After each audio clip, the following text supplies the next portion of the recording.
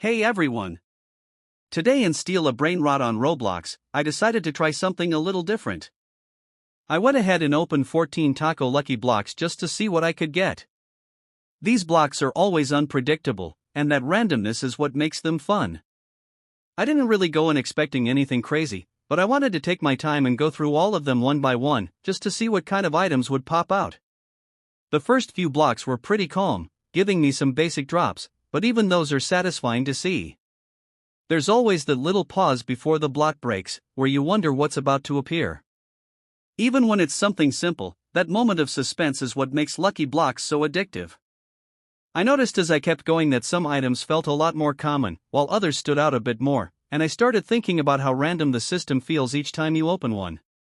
By the time I got to the halfway point, I was already enjoying the process. Some of the drops were funny, others were just normal, but together they made the whole opening worth it. I wasn't rushing through them, I really wanted to slow down and watch each block break, because that's the best part. Even when nothing huge happens, it's still fun to see the variety. Every single block has its own little surprise, and I think that's why I like opening so many in a row. It feels like a mix of calm and suspense at the same time. Once I had opened all 14 Taco Lucky blocks, I looked back at everything I had collected.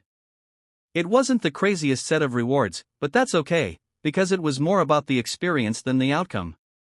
Opening these blocks gave me a chance to enjoy the random nature of the game, and it felt like a small achievement to get through them all. Overall, it was a simple, relaxing, but fun moment in Steal a Brainrot. I just wanted to share it with you so you could see how it went and maybe get an idea of what it's like if you try opening a bunch of Taco Lucky blocks yourself. It might not always be insane, but it's always interesting to see what comes out next.